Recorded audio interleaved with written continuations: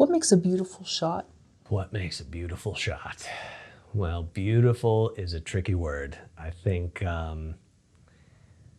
yeah, boy, I don't even know how I would begin to answer that, because a beautiful shot, well, there is a basic thing to me, backlit, something that's backlit, if the light is behind and coming through, that's always a good place to start. But beauty is such a strange word, because I think, at least for my work, working in long form narrative, I think beauty is all relative to the story. So it's really what keeps you, my translation, I suppose, of that question would lean me toward like what fits a scene. Like what if the emotion of the scene is loneliness, the word beauty is going to be interpreted differently. What's a beautiful way to shoot loneliness, or a beautiful way of shooting madness? And then, so is beauty actually beauty, or is it, I think it's all just relevant to the story and the intention of a moment or a scene. And so there are spots where ugly is beauty, which I like. I like that it's malleable, and it should be, because, any director's going to interpret the same script in their own way. Any cinematographer is going to interpret it their own way. So beauty, yeah, beauty. It's interesting because I have a director Maria Mattioli, who she has an aesthetic that I really like. And so shooting with her is pleasurable because it's almost the cleanest definition of beauty in a way. Like we've tended, anything that we've done together, we've just tried to make beautiful in the most simplistic terms, like beautiful people, beautiful places, beautiful costumes, beautiful light. And it's really fun to do that. I really love doing that. But she might be the only director who I work with where the word beautiful even fits. Everywhere else, it just feels so relative to the moment. Like what's the intention almost becomes more important than beautiful. So I feel like that's not much of an answer, but it's so hard. The word beauty for my job. Actually, you know what I'll add to this? I was on Facebook. I have a few cinematography groups that I was part of. And I noticed every time I would get off, I would be on there for a little bit, and every time I'd get off, I'd feel really bad about myself. And it was because people were posting beautiful stills from commercials, music videos, whatever it was. And I'd look at their stills and I'd just be like, I've never shot a still that looks like that looks beautiful like that. And it really was getting to me. And then I was working on a show and I was thinking about it as I was on set. And I was like, well, this shot, it's not beautiful. And I was like, wait, no. This isn't supposed to be beautiful. Like the last show I shot, Pen 15, that was one of the mantras, is like, no beauty. It is not a place for beauty. And that's, we had a new gaffer come in for season 2, and he'd light a close-up and we'd be working on it.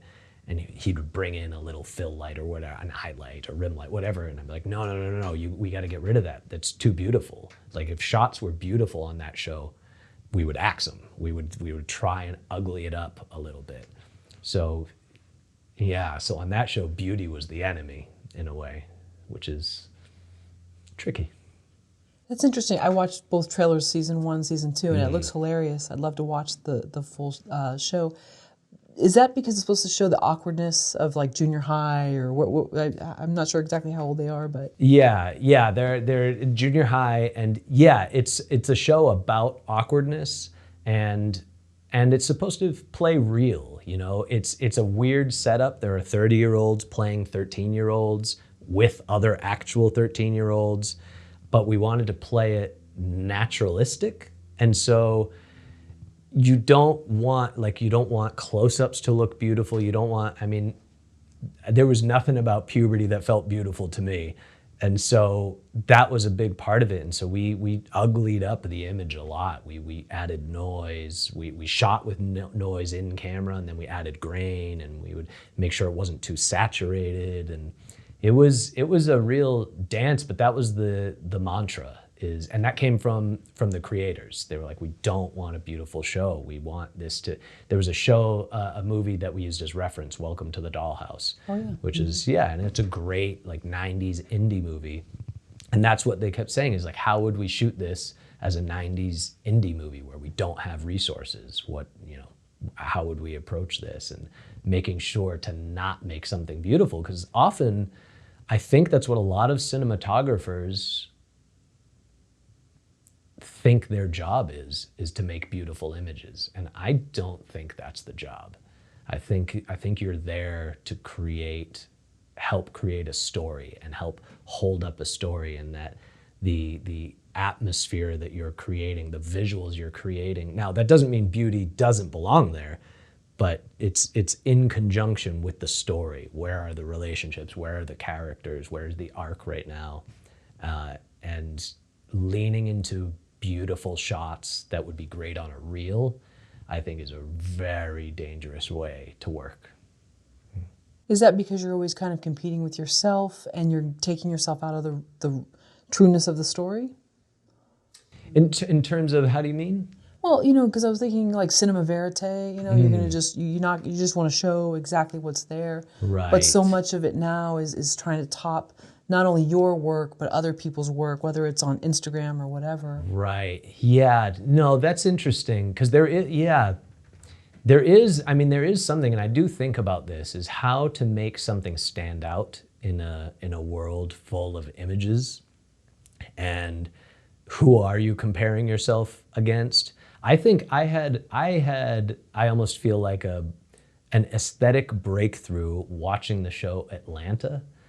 Because I was working in all these half hours, which I never thought that's where I'd end up, but I've been shooting all these half-hour shows, and I was struggling. I was like, how can you, I want to make something that's cinematic, that still feels like I'm shooting a feature, and how do you work that in? But I think, then seeing a show like Atlanta, and there was another show at the time, I Love Dick. It was on Amazon, and very different shows, but both of them have a rawness to them. And Atlanta, the way that they shoot that is amazing. They're basically trying to break the censor of the Alexa.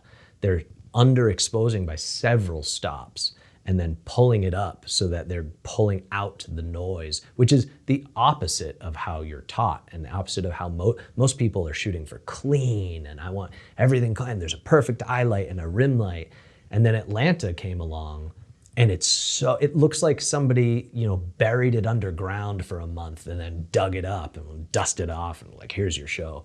And I loved it because it has a personality. It fits with the show, like the storyline, the characters, they're broke and they're struggling. And for me, I felt like it was like I took training wheels off of my bike, because I was shooting these shows for people, and they're for other people, showrunner or a production company or whatever, directors. And so I was like, well, I was like very careful. Oh, what about noise? People have a weird reaction to noise, so you have to shoot clean, make sure there's enough light.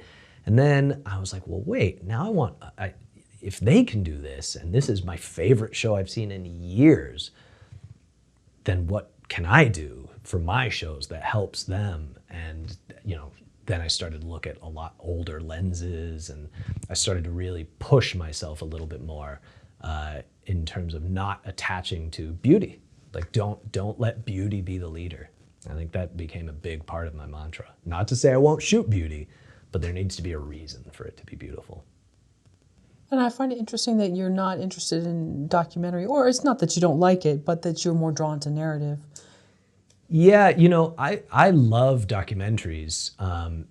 But part of what I am drawn to with filmmaking is the creation of atmosphere. And I think in documentaries you can absolutely do that. But I'm not as good at it. So I have a friend who is a great documentary filmmaker, and I like watching him because it opens my eyes up to the possibilities. Because now documentaries are becoming so cinematic, and that to me is very exciting. You know, that the way people shoot interviews now is so much more daring than how it was just 10 years ago. And so for doc, because I do like the dirtiness of life and the dirtiness of images, I do think I've got some good docs in me to shoot. But yeah, as of now, it just hasn't come my way, but I would love to. Yeah.